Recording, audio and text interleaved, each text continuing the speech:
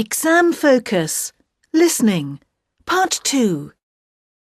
Mr. Sanderson, I've really been enjoying my work here. You know, I'm even thinking of going into insolvency work later on. Well, I must say I've never regretted it myself. Of course, the work isn't for everyone. Sometimes things can get quite complicated and tricky. You really need to use your head most of the time, but some people relish that. It's really ideal work for someone who doesn't shy away from a challenge. Is there any advice you can give me at this point in my career, Mr. Sanderson? Well, if you're really that interested, then I'd advise you to join a professional organisation.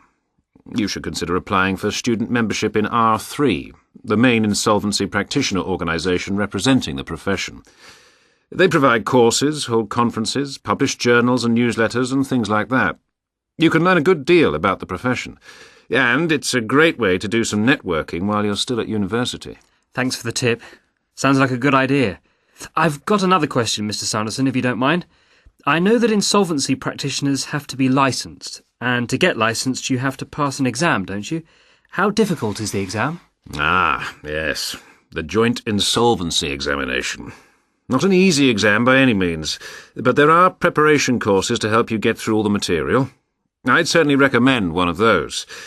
Things may have changed a bit since I took it, but from what I've been told, it's not as important to have a detailed knowledge of legislation as it is to know about practical matters, how cases are handled, what requirements and professional guidelines there are, and how these have an impact on insolvency in practice. So you should keep your eyes and ears open while on the job here. And, naturally, the importance of strong communication skills shouldn't be underestimated. I see. What about the other qualifications you need to become licensed? Well, let me see. Well, you need to have some years' experience doing insolvency work at a law firm. I believe you have to have a minimum of 5 years full-time insolvency work experience, and not less than 2 of these 5 years must be spent doing higher insolvency work. That is, work involving the management or supervision of a case.